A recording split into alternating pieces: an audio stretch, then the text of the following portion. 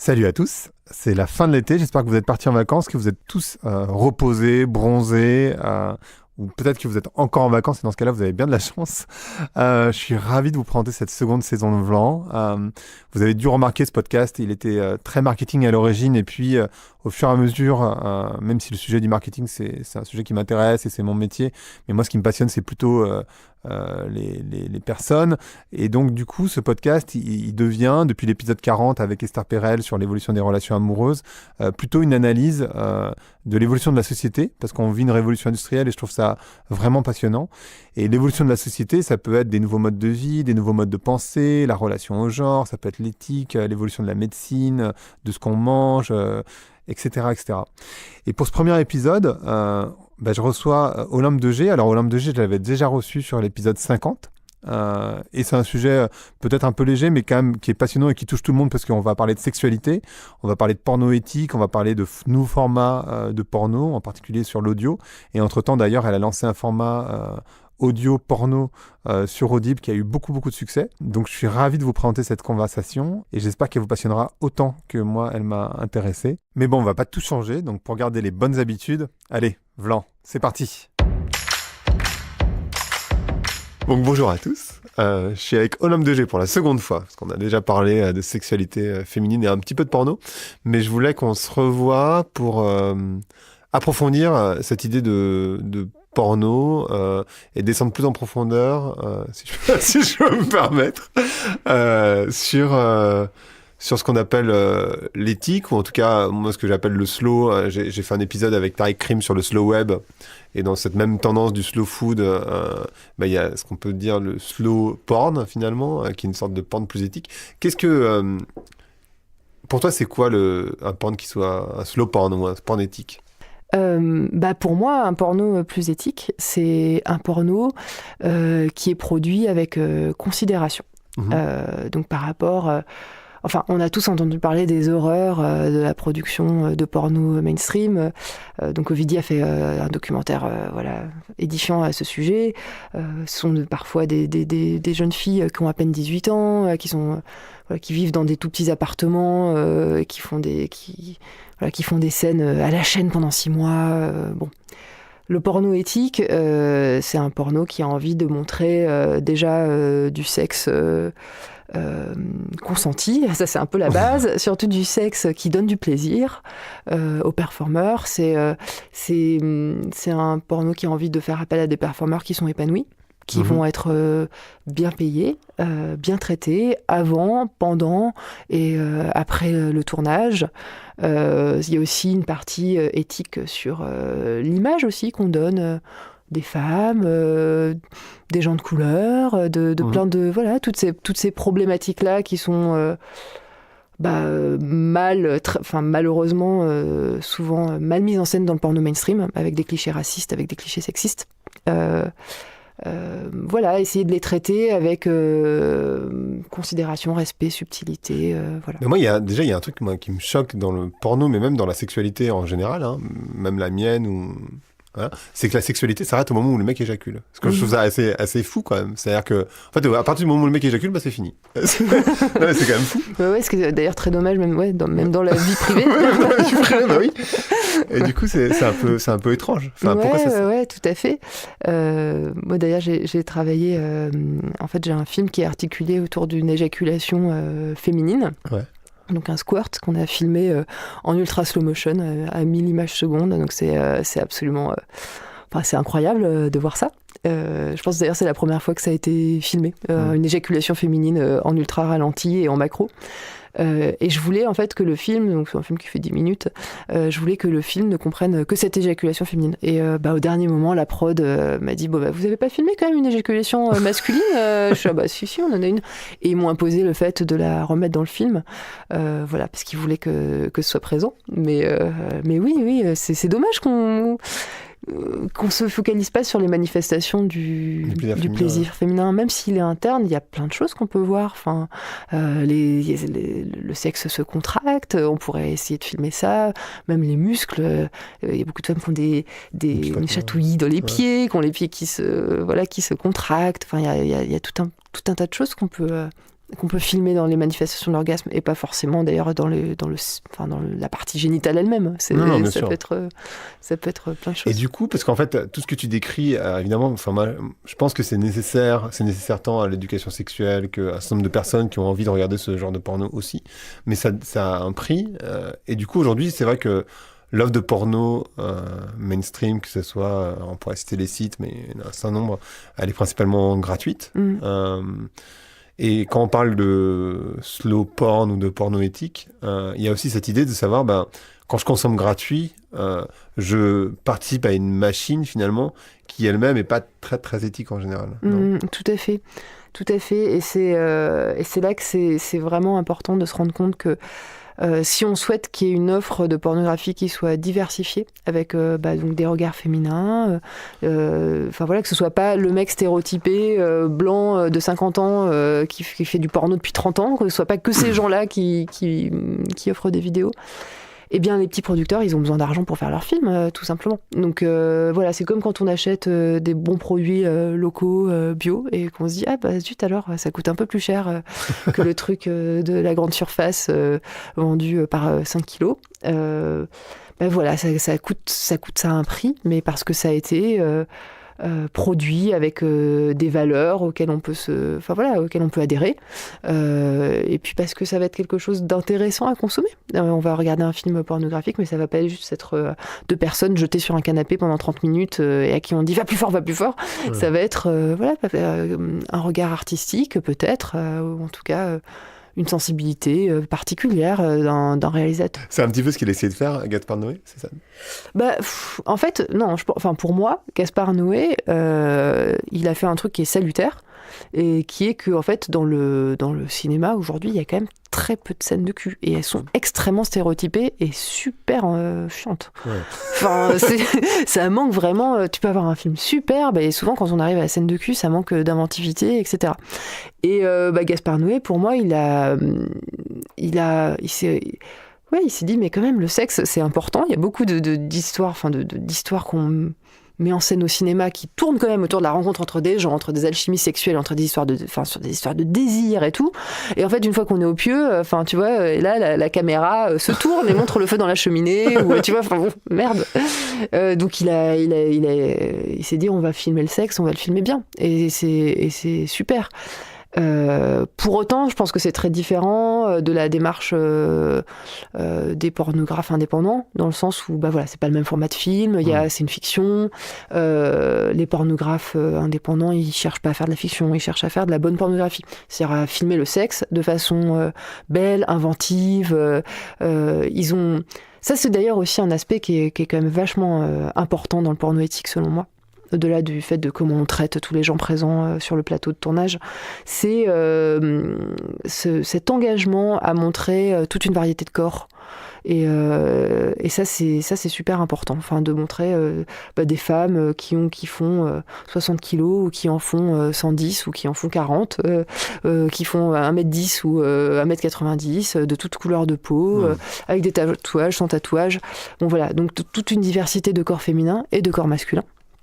D'intégrer aussi des personnes en situation de handicap, parce que sans les fétichiser, juste comme des personnes qui ont une sexualité active, et également de montrer tout type de sexualité, c'est-à-dire on parlait la dernière fois du fait que la femme soit trop souvent montrée comme soumise dans le porno mainstream, mais au-delà de montrer des femmes dans des postures plus actives, plus puissantes, de montrer des sexualités qui peuvent être stigmatisées, comme je sais pas, le BDSM, qui fait peur à beaucoup de gens, peut-être les rapports sadomasochistes et de bondage, etc. Donc de montrer tout ça, ça a été démocratisé par des films comme 50 Shades of Grey, mais de montrer des pratiques qui vont jouer un petit peu avec de la douleur, avec de la contrainte. De montrer tout ce qui peut plaire à des gens qui n'osent pas forcément en parler, et d'essayer de dire, mais en fait, c'est que ça, hein, vous savez, c'est la sexualité, jeu, en fait, hein. C'est un jeu, c'est du plaisir, c'est un plaisir différent de la levrette ou du missionnaire, mais c'est aussi un jeu de plaisir, et c'est chouette. Donc voilà, il y a vraiment cet engagement du porno éthique à montrer quelque chose de plus vaste, de plus divers. Et après, bon, t'as certainement pas la réponse, mais la question c'est, parce que les gens consomment du bio, pas parce que, il y en a plein qui consomment du bio par la manière dont les produits sont faits, mais ils le consomment aussi, il y en a un certain nombre qui le consomment parce que c'est bon pour leur santé, on va dire. Donc c'est très individualiste comme manière de consommer. Mais je pense qu'il y a la même chose dans le porno éthique, féministe ou alternatif, ou appelle-le comme tu veux. Hein.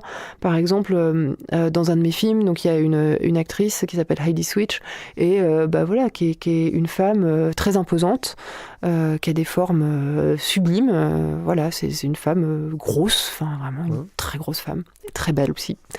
Et lorsqu'elle a tourné dans mon film, elle a reçu un nombre de messages de femmes la remerciant, disant mais moi je me retrouvais dans aucun film, et là enfin je vois une belle femme qui fait le même type de poids que le mien, et ça me fait un bien fou, je me sens beaucoup mieux dans mon corps. Donc je pense que de porno éthique peut faire du bien à l'image de soi, et donc à l'acceptation de son corps, etc. Il y a un truc aussi dont on parlait ensemble, c'est le porno audio. Parce qu'en fait, c'est vrai qu'on a tendance à envisager, et on a parlé dans l'autre épisode de la partie visuelle, en se disant que les hommes et les femmes étaient tout autant visuels les uns que les autres. Et toi, tu explores aussi le porno audio. Alors, ça tombe bien parce que c'est un podcast, donc on va pas faire un épisode tout de suite, mais... mais qu'est-ce que c'est que le porno audio et comment ça... En fait, je trouve que, justement, puisqu'on parlait de diversité des corps, il y a un truc qu'on essaie de montrer dans le porno éthique, il y a un truc que le porno audio offre et qui est génial, c'est qu'en fait, on montre plus de corps. Donc, le corps que tu entends dans la scène, sans le voir, ça peut être dans ta tête n'importe quel corps. Et ça, c'est dingue. C'est hyper puissant. Ouais. Donc, écoute, le porno audio, moi, je m'y suis mise pour plein de raisons. Une première très pragmatique de souplesse de production. Parce que l'air de rien, la façon dont je produis mes films, donc c'est très proche de beaux clips. C'est des gros budgets, des grosses équipes. Donc ça prend du temps à monter, c'est beaucoup d'argent à rassembler. Le porno audio, il y a une souplesse qui est dingue et qui permet d'être plus créatif. Ça explose un petit peu les barrières. Et puis, en fait, je me suis dit, c'est aussi créativement extrêmement intéressant de laisser le champ libre à l'imagination. J'ai pas envie de dire des consommateurs, on va dire des auditeurs, enfin en tout cas des gens qui sont en recherche de contenu pornographique, de l'audience. Et ça c'est super parce que tu peux suggérer tellement de choses. Et alors un autre aspect ludique auquel je n'avais pas pensé, c'est que tu peux aussi consommer le porno audio un peu n'importe où. C'est-à-dire que t'es pas obligé d'être dans ton canapé avec ton ordi ouvert, posé sur les genoux, enfin non pas sur les genoux, enfin posé pas loin. Et en fait, ça peut être sur les genoux. Ça. Mais en tout cas, le porno audio, tu peux l'écouter dans ta voiture, dans les transports en commun, et ça crée un truc un peu dissonant, dingue, ouais, un peu. C'est excitant par ça. Ça fait penser à toutes ces, les gens qui postent des photos de gens qui sont en train de regarder du porno dans le train, qui se font en fait choper, parce qu'ils essayent de tourner l'ordinateur avec le miroir. Là, du coup, il est plus possible, quoi. Et c'est ça qui est. C'est vrai que c'est bon. Quand on fait un podcast, c'est vrai qu'on s'intéresse beaucoup au fait que les gens, ils ont toujours des écouteurs sur les oreilles aujourd'hui, et que finalement, avant, tu partais du principe qu'ils écoutaient de la musique. Et aujourd'hui, finalement, tu sais pas du tout ce qu'ils sont en train d'écouter. Et c'est vrai que ça pourrait être du porno. Aujourd'hui, ça existe. Enfin, c'est une offre qui est très limitée, non ? Enfin, moi, je n'ai jamais écouté de porno. Ouais, ça existe. Non, ça existe très peu. Alors, en fait, j'en parlais avec quelqu'un qui me disait que, quelqu'un qui est allemand et qui me disait que dans sa jeunesse, il avait accès à des contenus audio sur CD pornographiques. Alors moi, c'est la première fois que j'entendais parler de ça. Je sais qu'il y a aussi des sites de porno audio amateurs, mais enregistrés avec le téléphone comme ça sous les draps. Mais franchement, les sites, on dirait des trucs des années 90. C'est des listes d'hyperliens, en disant juste mec avec un accent irlandais qui a très envie de toi. Tu vois, tu dois cliquer dessus et là, t'as un truc enregistré à l'arrache. Donc il y a une offre, mais qui, je pense, est super niche. Et surtout, il n'y a pas de vraie production voilà, enfin, c'est complètement sous-exploité, alors qu'on peut faire des choses incroyables. Enfin, on peut jouer avec le binaural pour avoir une impression hyper immersive de quelqu'un qui est avec toi, quoi, qui passe. Le son binaural, c'est un son 3D. C'est une technologie qui est, enfin, il me semble assez simple. C'est en fait, on enregistre au lieu d'avoir un micro, on enregistre en mettant deux micros, soit dans une tête artificielle, donc dans les oreilles d'une tête artificielle, soit dans les oreilles de quelqu'un de bien vivant. Et en fait, on enregistre avec ces deux micros. Et donc, par exemple, si moi j'avais mes 2 micros dans les oreilles et que tu te mettais à se déplacer autour de moi, les micros donc enregistreraient ça. Et les personnes qui réécoutent auraient cette impression comme ça de 360, de 3D, que tu es en train de tourner autour d'eux. Et donc ça, pour le porno, c'est hyper intéressant. Parce que du coup, tu peux vraiment créer une situation très immersive où si l'auditeur ferme les yeux, il a l'impression que quelqu'un s'approche de lui, s'éloigne, les fleurs est derrière son épaule, lui mord la nuque. Enfin voilà, tu peux jouer des trucs c'est même plus immersifs. puissant finalement que... Ça peut être plus puissant que le format vidéo finalement, non? Enfin, j'ai la sensation que... Parce que du coup, ton imaginaire... Je pense que... Alors ça, c'est moi qui parle, mais je crois que regarder du porno, c'est aussi une forme de fainéantise intellectuelle. C'est-à-dire que t'as même pas envie d'essayer d'inventer quoi que ce soit. C'est tellement plus simple de regarder un porno, comme ça, du coup, ça t'excite, et du coup, t'as pas besoin de réfléchir à essayer d'imaginer une scène ou quoi que ce soit. Tandis que là, c'est hyper immersif, donc naturellement, tu te remets sauf à être vierge, et même si t'es vierge, j'imagine que tu dois pouvoir te projeter dans une situation... soit que tu fantasmes, soit une ancienne situation avec une partenaire que tu as déjà connue, un partenaire que tu as déjà connu. En fait, quand tu parles du porno avec des images, j'ai écouté récemment en fait une émission où une sexologue s'exprimait et elle racontait en fait que le conseil qu'elle donnait, donc elle conseillait aux hommes qui avaient des difficultés érectiles par exemple de se masturber et notamment de regarder du porno, mais elle leur disait attention, vous regardez. Ensuite, vous refermez votre ordinateur et vous refaites le film dans votre tête. Et pour elle, c'était... et pendant ce temps, vous vous masturbez. Mais vous vous masturbez pas devant le film. Et pour elle, c'était une façon, en fait, c'était une gymnastique de l'imaginaire érotique. Et moi, je trouve ça très intéressant, justement, cette histoire de commencer à s'approprier quelque chose que tu as vu et de l'emmener ailleurs. Parce que du coup, si tu te rejoues le film, tu vas pouvoir ajouter un personnage, se dire, en fait, la nana, je préférerais qu'elle soit comme ça, etc. Et le porno audio, c'est ça aussi. On te suggère des choses et ça muscle ton imaginaire érotique. Tu te fais, mais cet homme, mais comment est-ce qu'il est comment est-ce que je l'imagine? Ah non, mais là, avec le son qu'il a fait, je pense qu'il est plutôt comme ça, etc. Et du coup, tu vas te créer des personnages de fantasmes, et c'est important de cultiver notre imaginaire. Bien sûr. Par rapport au fait de juste manger comme ça des contenus porno tout prêts, prédigérés, de petite durée, etc., qui te sollicitent très peu au final. Ouais, parce qu'effectivement, en général, tu te masturbes en même temps que tu le regardes. C'est assez rare que tu le regardes et que tu te masturbes à la fin. Je pense qu'il y a très peu de gens qui font ça. Mais effectivement, je pense que, comme on dit aux enfants d'ailleurs, pas pour le porno évidemment, mais l'imaginaire est essentiel. Enfin, tu vois, il faut le travailler au maximum. C'est pour ça qu'on invite les enfants à lire. Parce que c'est comme ça que tu développes ton imaginaire. Et son imaginaire, en fait, à tout âge, tu dois le développer. Donc, moi, c'est marrant parce que moi, mes premiers émois et mon premier accès à des contenus érotiques, c'était la littérature. J'avais un bouquin de nouvelles érotiques du XVIIIe siècle.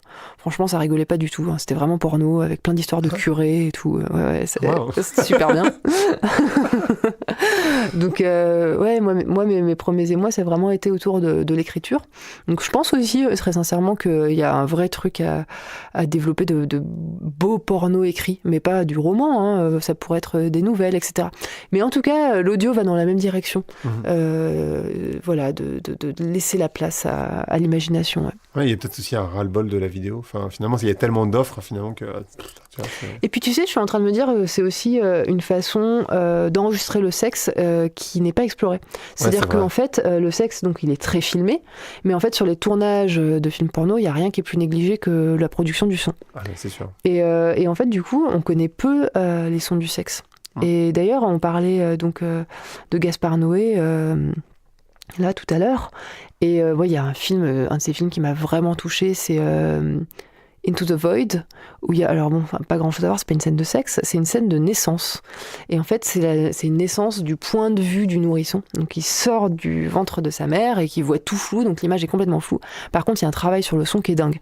On entend en fait, on entend le cœur de sa mère, on entend son cœur à lui, enfin, c'est tous ces sons comme ça internes. Et ça, je me suis dit, mais ça, pour du porno, du porno, ou du porno audio, mais c'est fabuleux parce que les sons du sexe, c'est un vrai territoire inexploré. Ouais. D'ailleurs, tu sais, il y a un truc qui a été exploré dans le son du sexe, mais de manière horrible. C'était le viol de Monica Bellucci dans ce film. Irréversible. Et tu sais, on disait, il y a la majorité des gens qui partaient parce que le son était tellement... Tu voyais rien finalement, mais le son était tellement immersif, c'était horrible comme scène en fait. Ah il faudrait que je revoie le film parce que je t'avoue que bon, je l'ai un peu... je l'ai vu il y a longtemps et c'est pas vraiment le genre de film auquel t'as envie de revenir. Non, mais en fait, tu regarderas et le son est incroyable, c'est que du son de la scène, t'entends les craquements, c'est horrible. Et ça te projette vachement plus dans la réalité de ce qu'est un viol plutôt que de le voir en fait. C'est très étrange, mais le son fait que c'est très immersif parce que tu peux te mettre à la place. Comme tu vois pas la personne, ni l'agresseur, ni l'agressé. C'est dans un tunnel, il fait noir. Et moi, je me souviens, tu vois, ça fait longtemps que je l'ai vu, évidemment, mais je me souviens bien de cette scène pour ça. En fait, en plus, je pense qu'on entend tout le temps notre corps. En fait, on est tout le temps conscient des sons qu'on fait, etc. Donc, en fait, même s'ils sont... Enfin, je pense que si tu fais un porno audio avec des sons sexuels, tu sauras tout de suite ce dont il s'agit. Enfin, c'est très évocateur. Ouais, on n'y prête pas attention, mais inconsciemment, on sait exactement ce dont il s'agit et les images mentales suivent directement. Ouais. Donc, c'est très puissant, je pense, en évocation. Et alors, du coup, ce podcast s'appelle Vlan. Alors, je sais que la dernière fois... bah oui. Je te repose la question malgré tout. À qui ou à quoi tu claquerais la porte? Moi, je sais que la dernière fois, t'as répondu à rien. Donc, toujours rien. J'en ai bien peur. Tu veux pas claquer et surtout pas à refaire un autre podcast avec toi. Donc, tu laisses les portes toutes ouvertes. Ouais, exactement. Ok, super. Merci beaucoup. Merci. Merci d'avoir écouté Vlan. Si vous avez aimé l'émission, vous pouvez le dire avec des étoiles, 5 de préférence sur iTunes, et le partager avec vos amis ou vos collègues. Je suis Grégory Pouy, vous pouvez me retrouver sur Twitter et LinkedIn sous le pseudo Greg from Paris. N'hésitez pas à me remonter vos remarques, vos questions, mais aussi les invités que vous aimeriez entendre.